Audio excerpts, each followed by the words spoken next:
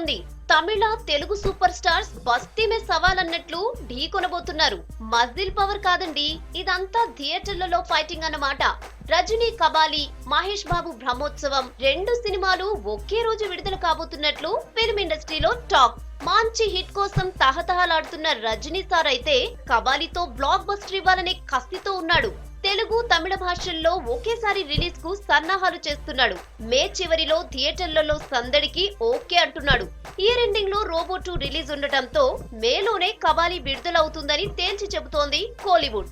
తెలుగులోనూ రజనీకాంత్ కు పెద్ద ఫాలోయింగ్ ఉంది. ఓపెనింగ్స్ కూడా భారీగానే ఉంటాయి. వచ్చిన చిక్కల్లా మహేష్ బాబుతోనే అట. అదే టైం కు బ్రహ్మోత్సవం విడుదల చేయాలని ప్లానింగ్ చేస్తోంది పీవీపీ.